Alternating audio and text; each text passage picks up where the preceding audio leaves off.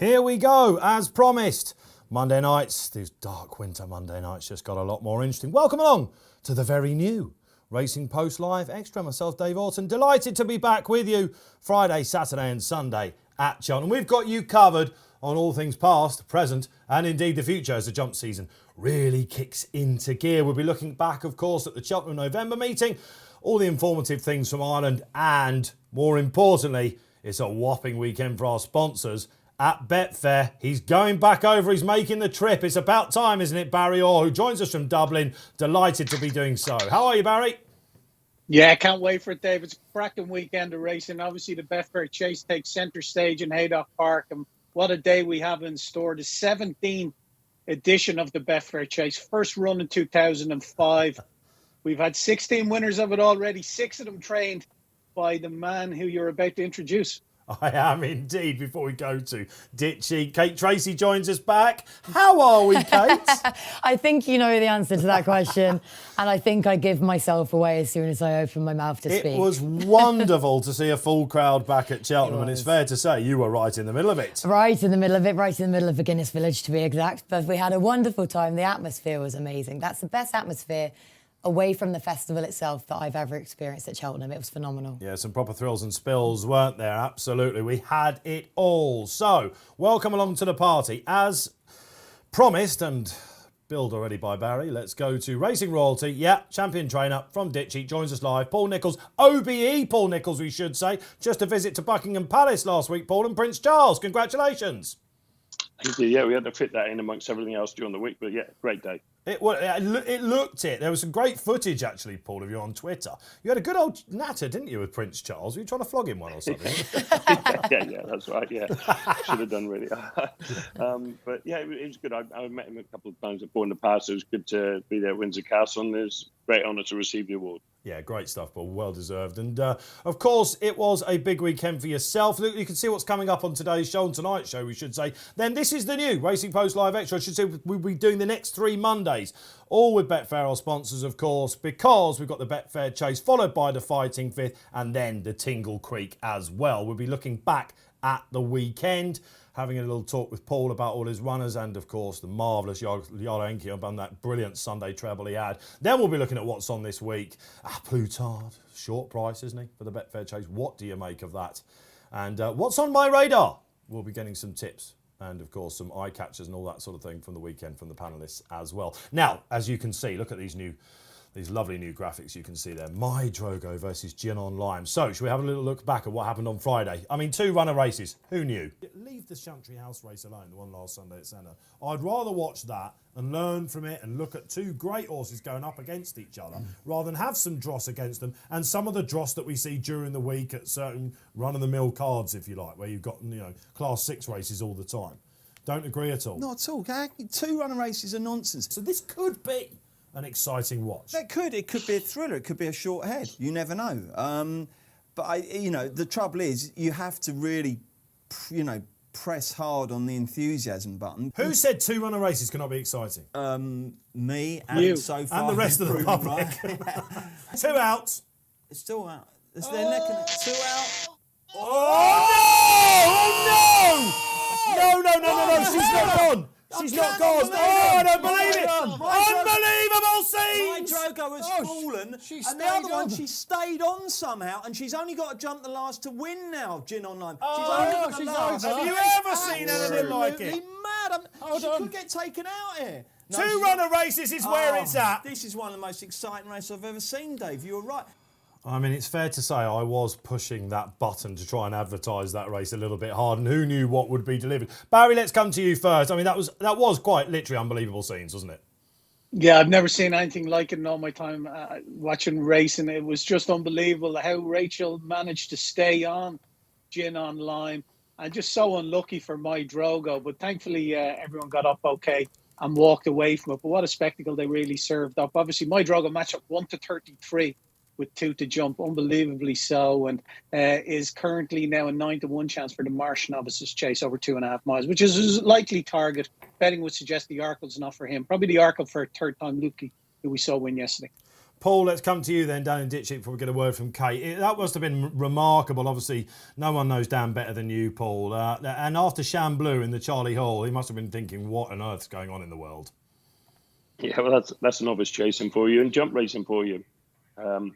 It was just one of those unlucky things. I mean, Rachel was incredibly lucky that the horse stayed where he did and she was able to not lose her balance.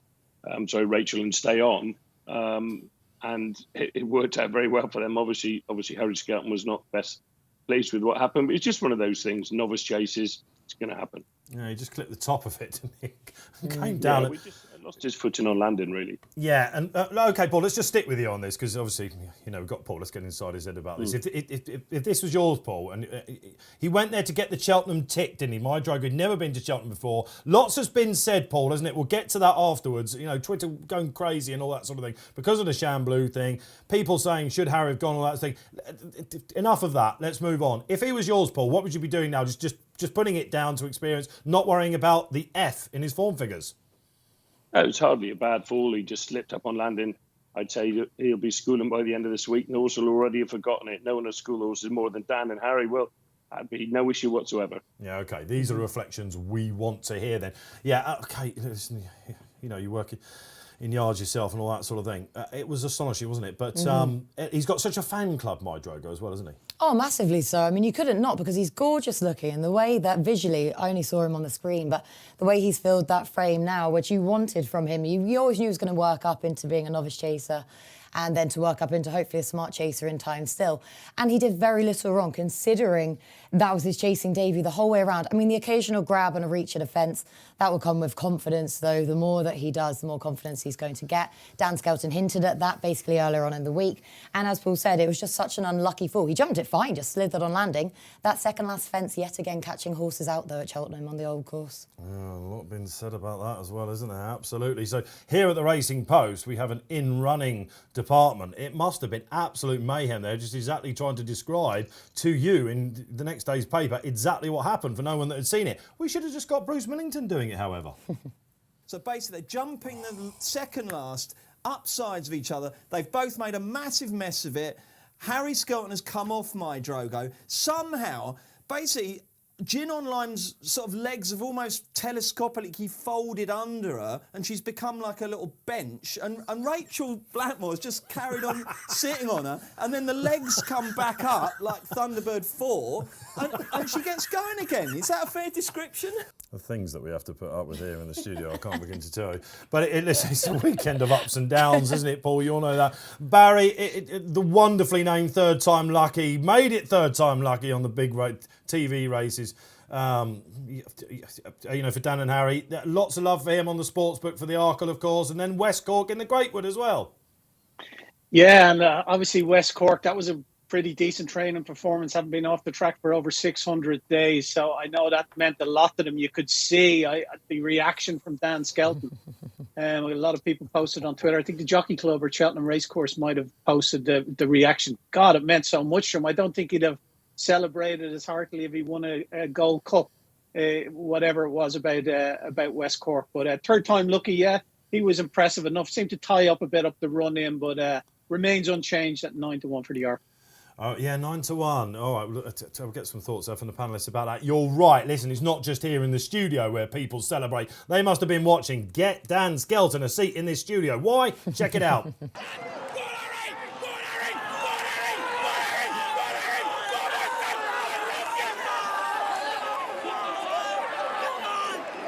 It's fair to say, Paul, he released a little bit of energy there. Yeah, he enjoyed that. You can see that every winner counts to them as it does me. I call him Mini-Me in lots of ways, and I think he's learned some of that off of me. And you've got to enjoy every moment because there's so many ups and downs in the games, as you've seen this week, and we're training them at home. You've got to enjoy those good moments, and that was special to them. Here, and Paul, especially with the crowd behind you now as well. We saw the jockeys celebrating at the weekend as well, didn't we? Yeah, it was so good to have a crowd. The atmosphere was fantastic. As Kate said earlier, it was nearly like one of the Cheltenham festivals. And it is so good across the board that there's so many people going racing and enjoying it, and the atmosphere is fantastic. I'm sure that lights some of the horses up and improves the racing. Yeah, Barry, I heard you in there. It wasn't, I mean, that reminded us of someone, that, didn't he? Chip off the old block, isn't he, Barry? Yeah, I'm sure he's seen Paul get quite animated sometimes in the parade ring. We've all seen the binoculars on the arm and the fist pump, and it just means so much. They work so hard, these people. They're up every morning at the crack of dawn, and they live and breed the horses. It's a way of life. It's not a job. It's just something that they do throughout their life, and they celebrate those successes, and quite rightfully so. Yeah, apart from the Greatwood on Sunday, a lot of people worried about the small fields, of course. But Paul, it's fair to say you owned it, starting with 3 under through 5, who... now, correct me if I'm wrong, Paul. I think I saw your quote to us straight away after. You said he might be quick enough for the new or the former RSA, so he's going to go for the National Hunt Chase. He's an interesting chap, this. He's learning all the time, isn't he? Yeah, he's very much a stayer. I think his 3 mile 6 race would suit him well if he ran at Cheltenham, because he does stay well. But he's improving all the time. He's going to be not far of 150 rated now. I'm actually going to make an entry tomorrow morning for the Welsh Grand National for him at Chepstow Christmas, because that's a good race for novices. I nearly won it with Truckers Lodge 2 years ago on his 4th run over fences. And, who knows, he might be 10 pound higher in 12 months' time. So that's an option. We're going to enter him in that. But essentially, he's a stayer. And, what was the old RSA on the old course is a sharp 3 miles. And, you got to have plenty of boot for that race as much as anything. But, not ruling anything in or out. He's an improving horse, and you never know where they can end up. Paul, he fairly attacks a fence when he's ridden into it, doesn't he? Janie, he's some scope. I thought he jumped spectacularly around Cheltenham when he really, every time Aidan Heskin asked him for one, Janie, he just came up out of his hands. He really looks like a scopy individual. Yeah, that's what you needed, someone to jump like that. He'll win plenty of races on his jumping alone, and that's what we spend hours doing, trying to get them to jump well. And yeah, that's what a good staying chaser has to do. He likes it out in front, Paul, as well. Is that something that you talked about at home? It seems to have transformed him somewhat. It's just tactically, if they jump well and gallop and stay, you'd just well be in front as be dropped in. We like riding them from the front when they're fitting well and they jump. So that was just the way it worked out, really. What price in National Hunt Chase then, 3 under through 5, Barry? And National Hunt Chase, he's 12 from 20. Yeah, it looks about right for that, doesn't it? The middle leg of the 59 to 1 treble, you can see there, Yala Enki. Now, I personally, Paul, was delighted about this. It was one tip I got right this weekend. He was giving loads of weight away, wasn't he? And we all loved to see that. And that was the celebration from yourself as well there. We can see Bryony coming back in. We love this chap. And the way that he looked vulnerable turning in, Paul, he loves that hill. He's a terrier. Yeah, he's just slow. He's 11 now, but he keeps on galloping. And I knew coming down the hill, turning in the straight, they'd want to be very brave to get past him. And probably the slow ones that stay forever, the best ones. And, probably it's a career best for him to win that race off 11 stone 12. Fantastic horse. Loves what he's doing. As you could see in the crowd, thoroughly enjoyed it on Saturday. We were talking about Dan earlier, having that horse ready to win first time out. You have to have those horses in those races ready. There's no point going into the race and running a good race and getting tired from the back of the second half. They're big races for them, and they've got to be ready. And it's quite easy to get those horses really fit and hard first time. You could sense the satisfaction there, Paul. Just a quick one. Is it Beecher next for him? No, he'll probably go for the Portman Gold Cup at Taunton in January. Race he won the last 2 years. It's a condition race over 4 miles. Suits him very, very well. He took the 4th last with him and still won that last year, didn't he? Yeah, he's a lovely horse. And of course, you took out the bumper as well, not to be done with the final race as well in the John Hales colours. That's time for a tune. What do you know about this chap? He's won 3 from 3 now. He's a lovely horse, improving all the time. He quickened up really smartly Saturday, having not the best passage into the race coming around the last bend. Harry was delighted with him, and he'll now go novice hurdling. You can see Nube Negra there, of course, took out the Schlur. Got that right, haven't I? But talking about the John Hales colours, you must have been equally thrilled with the run of Politolog. First time back of a wind operation, he's back.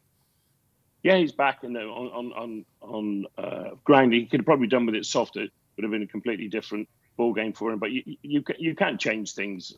He ran a super race. Nube Negra was brilliant on that ground. I think if it was soft, it could be different. So Politolog's come out of the race well. We've got to make a plan with him.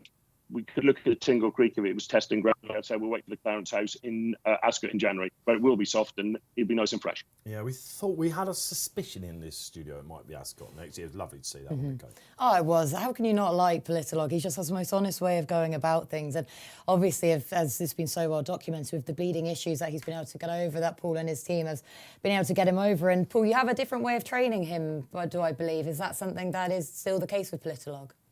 Yeah, just keep changing things and try not to put him under too much stress. Probably works twice as hard as everything else. He does something hard most days, and that way you get him super fit. And the funny thing is, he hasn't been bleeding at all. He often has a little trickle of blood from his nose on the odd occasion after he's worked all the time. But this autumn, for some reason, he hasn't. And perhaps that might be just the last wind up has just helped him a little bit. He came out at Sunday's race fantastically well and fresh, which is good because sometimes he gets to the bottom of him each race, and he takes a while to get over it. So you might just have, that bleeding might just be a thing of the past at the moment, and we wouldn't want to go to well too often, but he's in good shape. Yeah, okay, so let us know. Of course, it's hashtag RPL Extra if you want to tell us anything. Do you think Nube Negra can put it up to the new guns coming through? Is this his year, or will it be the likes of Politiclog? Is this a new division? Let us know. We'd love to hear from you, whether you're watching on YouTube, Facebook Live, and of course anything on Twitter. Get involved. All right, Paul, you can see there, coming up, ones to watch this weekend. Now, we're talking about 3 under through 5. Of course, everyone's saying, well, we know why he doesn't want to go to the old RSA, because we've got Brave Man's Game. Is he going to come out this weekend? Yeah, the plan is at the moment he's in the graduation chase at Haydock. He's very well. It's a toss up between going this weekend or waiting for one of the novice chases at Newbury the following weekend. Both valuable races there. It's just the weather as much as anything. I'm just trying to get a bit of a handle on the end of the week, whether we get another dry week into next week or there's some rain about. At the moment, yeah, we're intending to run on Saturday. But if I can see plenty of rain about, I have got the option of waiting for Newbury. So we'll make a decision on Thursday morning. And Master Tommy Tucker, let's move down then the list. Listen, Brave Man's Game, we know if he turns up, absolute superstar in the making. Very interesting that Paul's not going against novices again, potentially there. Master Tommy Tucker, has he come on for his run over hurdles at Wetherby? Yeah, definitely. It just didn't quite get 3 miles. Ran a bit free and fresh, will improve enormously. Always needs one run as he did last year. Newton Abbott, he's a lot sharper and fitter, and he's going to run on Saturday. Okay, good stuff. Moving down then, we will get to this. We're going to do a little preview of this as well. But Paul, you've been tempted by the Betfair Exchange staying handicap hurdle 3 miles on okay ground. Storm Arising, won first time out last year. This is a different kettle of fish for him though, isn't it? Yeah, he was going to go chasing, and we've had him schooled and ready to go, and it hasn't rained. So we've been waiting really, and I just thought, look, this is a 100-gram race. He goes well fresh. If there's any cut in the ground, it's a possibility. I prefer the ground was soft, but it's not going to happen at the moment. But it's good to soft up. Be fine, and we're going to start somewhere. So the fact that he's good fresh, we thought we'd let him take his chance. All right, great. That's a word on Storm Arising. Barry, it's all about the Betfair Chase, though, of course. Paul going for a fantastic, unprecedented 7th win in it. The great Corto star had a lot to do with that, doesn't it? Next destination is going to be Paul representative. What's been the market? It's all about A Plus Tard, as far as we can see. Yeah, it has been. A Plus Tard was put in at 5-2 initially. When we revised the market today at the 5-day deck stage, he was put in at 13-8, and he's since been trimmed into 11-8. So really, really strong at the head of the market. 3-1 Bristol to Mine. Next destination of Paul's is a 5-1 chance. Royal Pagaille 11-2. 6 waiting patiently from 8. That's been supported for Christian Williams, a change of trainer there. Imperial Aura at 10, and it's 16-1 bar. So yeah, it's a really, really strong renewal of the race. 9 runners. Numerically, it's strong, but strength and depth, it's one of the best renewals I can remember in recent years. Anyway, like you say, Paul's won it 6 times, and Nigel Twiston-Davis has won it 4, and so has Colin Tizard has won it 4 times, and they're all represented again. There's only 2 people who have got their hands on the trophy outside of those 3 trainers. Can you name them, Dave? Oh, hang on a minute. Yes, do you know what I can? I know the curveball that you've just tried to throw me there. Snoopy Loopy did win it for Peter Bowen, didn't he? I know, for Peter Bowen, yeah, and, that's right. And Robert Allner was the first Betfair Chase at Kingscliff. in 2005. There you go. He's tried to catch me out there. Don't you worry about it. I'm still alive after 3 days in here. Don't worry about it. One of us is. Yeah, Kate, it's interesting, isn't it? Because unseasonably quick ground, or I'm front running Chris Cook in his members club email this morning said, "Wow, this is Kirkland Tellwright seems to think it's going to be good ground." But of course, when 2018, when Bristol de Mai won, it was good ground then. It's a race that can often cut up. We look like we're going to have a belter, don't we? Yeah, we really do. And as you say, on ground that we just don't associate with the Betfair Chase whatsoever. And looking at the long-term forecast, of course, this is only Monday, but we have just 0.4 millimetres of rain predicted to fall on Wednesday evening, 0.2 millimetres of rain lurking around Saturday afternoon. Of course, you have heavy mist and dew in the mornings on the track, so it's not going to dry out as such, but it's not going to get worse, I don't think, than good to soft anyway. So it's not going to be to the detriment of Bristol de Mai, though, because you say won it in 2018, 3 seconds faster than standard. However, he goes so well in the soft ground because he handles it better than most. But so I want to make the distinction between it's not going to be to the detriment of him, but it's going to play to the advantage of others that are going to bring it closer to him, which is going to be the concern. Yeah, 35 minutes before that, of course, we have got the Betfair Exchange Stayers Handicap Hurdle. It's an absolute belter, isn't it, Barry Orr? And that man, Emmett Mullins, looks like he's going to have the favourite. In fact, the first 2 favourites in the betting, because Willie Mullins might bring one over as well. Yeah, at the moment, that's the way it's looking. All right, Dave. The Emmett Mullins horse is your 5-1 favourite. Maze Runner second in at around 11-2 for Willie Mullins. It's a very, very difficult race at this stage to try to predict what's going to come. Never mind, what's going to show up. Never mind what's going to win it. But you'd have to respect the Emmett Mullins horse. Although I think the English handicapper have given him a mark of 125, so that's considerably more than his Irish mark. You just got to respect connections there, and I think that's what our traders have done. Obviously, everyone remembers the shunter last year when they made their raids over to the UK. So, yeah, watch and brief for the Stayers just at the moment. Yeah, he's not been with Emmett Mullins too long, has he? I had this down to 3, but we'll get to the tips coming up, don't worry. Paul, let's talk to you then about the Betfair Chase. You're going for that unprecedented 7th win. I have to say, this was a bit of a curveball. We thankfully talked to you on this big jump off that was so successful. We did. You were a big part of that. That's when you pretty much said to me, no, we're not sure about the Ladbrokes Trophy anymore, the old Hennessy. You basically, next destination is the candidate here. Clandazobo goes straight for the King George, as we know. When did this decision come about, Paul? It's always been the plan with next destination. Malcolm's actually very keen to go for this rather than the Ladbroke, and we've got him really up for the Ladbroke anyway. That next destination, he's a high-class horse. He won on good ground last year. He went on soft ground. He was second to Galvin at Cheltenham. That's good form. Galvin obviously ran very well behind Manila Indo and Frodon last week. So, we primed him for this race. Obviously, you target something like this. 3.25 miles is suiting well. Left-handed is suiting well. So lots of pluses. And, in a way, this is a proper race for him. He has won on good ground, Paul, but I think you told me before, he doesn't mind it deep at all. Is he just versatile? Yeah, he's versatile. I mean, when he won at Newbury last year, it was very much on the good side. And he has won in very, very heavy ground. So it's good to have a horse to go on both. I'm talking to Kirkland yesterday. He said it's good to soft. He didn't see it changing too much. I was, reading little stories about the ground was going to be fast than normal. It's not going to be fast on the weekend. Haydock's always on the slower side this time of year. And if anywhere's going to be slow, so I assume it'll be good to soft on Saturday, which will be perfect. No excuses for anybody, really. And over this trip, I think we're going in there with a nice chance. Refreshing to hear for once. Or see what the panel think as well. Did you have a look at the Haydock race yet, Paul, the 225, and what Storm Rising is up against? You see any dangers there or anything like that?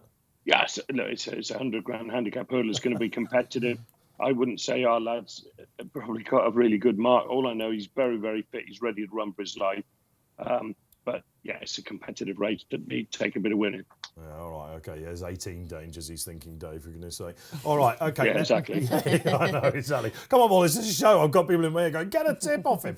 All right, okay, fine. Let's get the selections then for the Betfair Chase. Let's go there first, shall we? Kate Tracey, what do you got? Unfortunately, I'm being very unoriginal. I think a Plutar's going to take all the beating. I think it's going to be a lot closer than the market's suggesting, though, because they say Bristol de Mai isn't, you can't just pigeonhole him as a mudlark.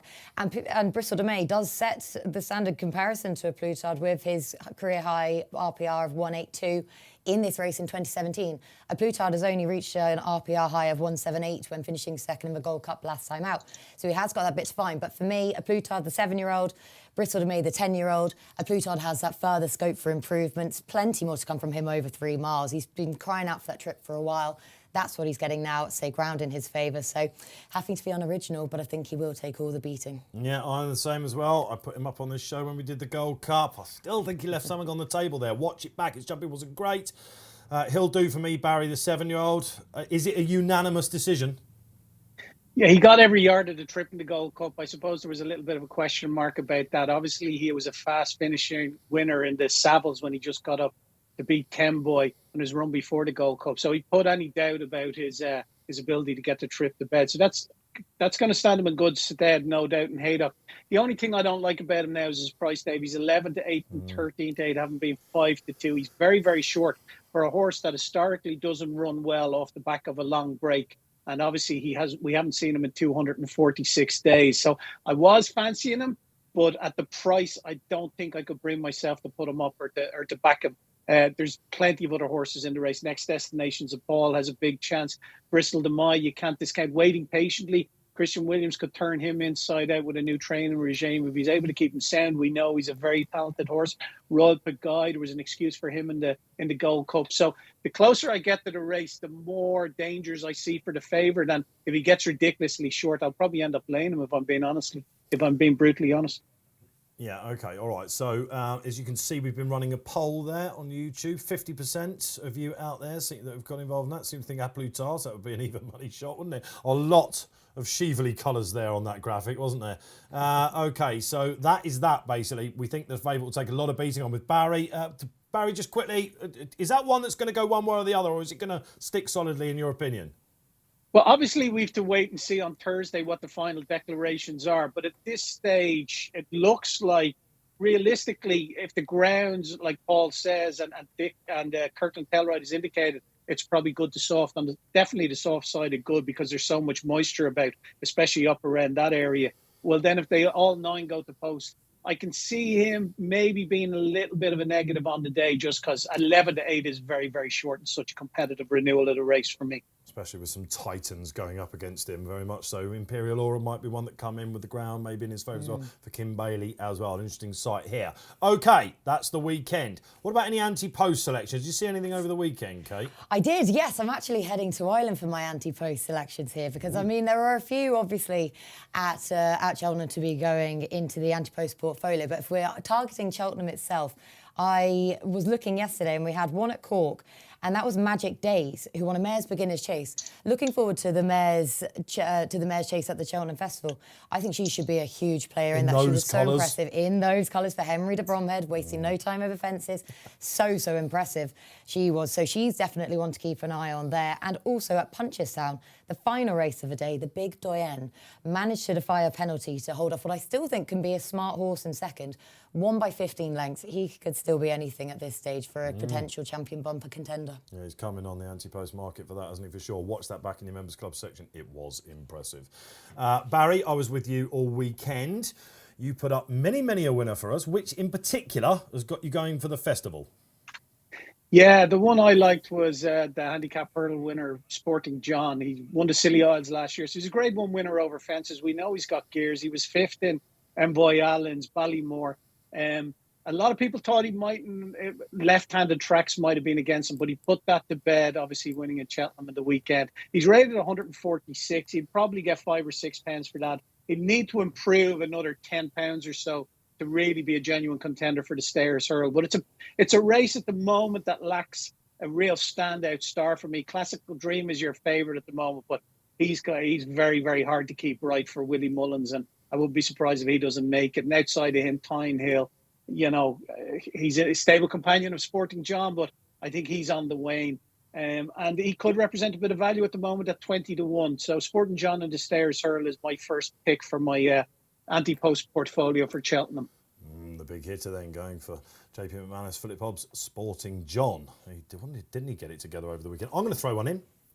Put the kettle on if you don't mind. Not for the Champion Chase. I think she's going to step up in trip. She looked like she needed to step up. I saw this at the start of the season, you know. Aidan Coleman, his quotes to us said afterwards it was too quick. I'll be very surprised come March time if she's not running in that. She finished with loads of mare underneath and she tried, but no, she loves Cheltenham. Barry, I can't really see her quoted in many places, but on the sportsbook she is? I think we put her in at 10 for the Ryanair.